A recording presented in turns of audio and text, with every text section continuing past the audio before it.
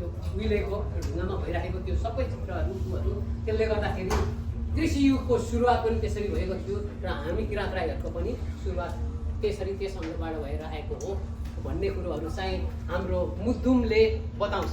हाम्रो मुद्दुमलाई अध्ययन गऱ्यो भने यी कुराहरू छर्लङ्ग हुन्छ। अब त्यसो भएदेखि अब कृषि युगमा प्रभाकरले तपाईँहरूको एउटा प्रस्ताव राख्नु भएको रहेछ होइन, र आएर मलाई सल्लाह दिनुभयो कि आमा यस्तो यस्तो कुरा छ, के गर्नुपर्ने हो भनेर। मैले यो सोचेको पनि थिइनँ कि यसरी गर्नुपर्छ भनेर।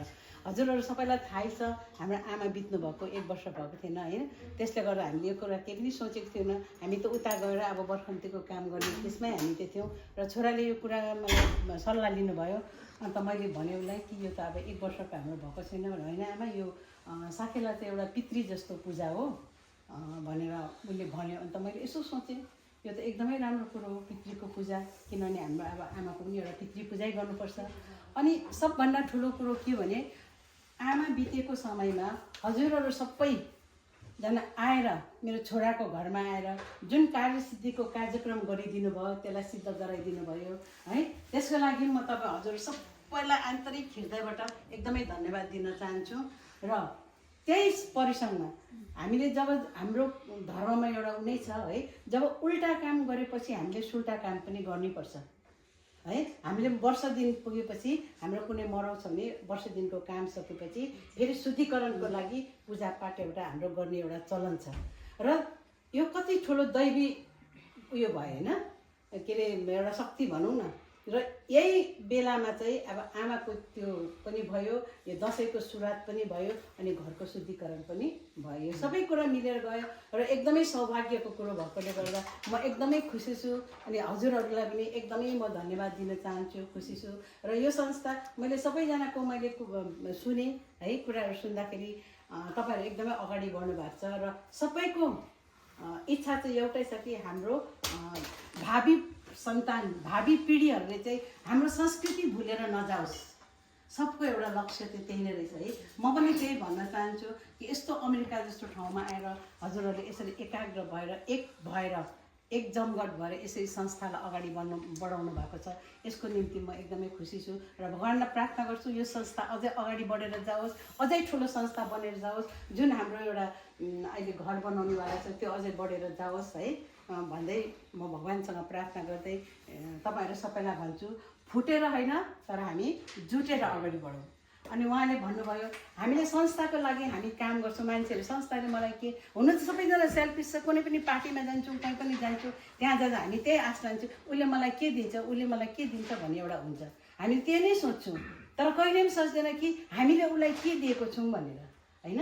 र हामीले पनि त्यही सोच्नुपर्छ कि हामी संस्थाले हामीलाई के दिन्छ भनेर होइन, तर हामीले संस्थालाई के दिन सक्छौँ। हाम्रो यदि त्यो भावना भयो भने अटोमेटिकली हाम्रो संस्था चाहिँ अगाडि बढेर जान्छ। हामी त्यसमा एकजुट भएर काम गर्नुपर्छ, जुटेर गरौँ, फुटेर नगरौँ। यही म तपाईँहरूसँग रिक्वेस्ट है र भगवान्लाई प्रार्थना गर्दै मेरो यो सानोलाई चाहिँ यही फेरि पनि म तपाईँहरू सबैलाई एकदमै धन्यवाद दिँदछु। एकदमै मन्त्रीले कुरा गर्नुभयो, महत्त्वपूर्ण कुरा गरिदिनु भयो र यति भन्दै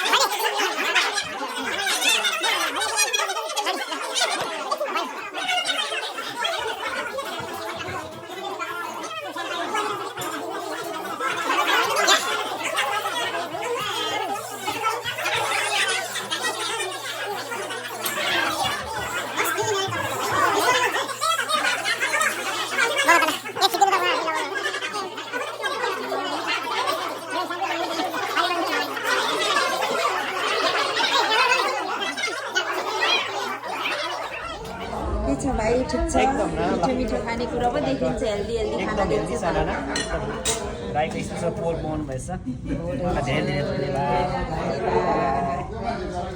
धन्यवाद छ पोलेको मकै रहेछ पोलेको आलु पनि आउँदैछ रे यस्तो मनपर्छ मलाई तपाईँलाई मनपर्छ मनपर्छ नाना एकदम सँगम भाइलाई मनपर्छ पोलेको आलु एकदम मनपर्छ नमस्ते ममता दिदीको भलकमा ब्लग होइन कि हो यो चाहिँ यत्तिकै हो यो चाहिँ एकदम मिठो रहेछ दाइहरू आइपुग्नु यहाँमै चिन्दिनँ फलोस फुलोस होइन ए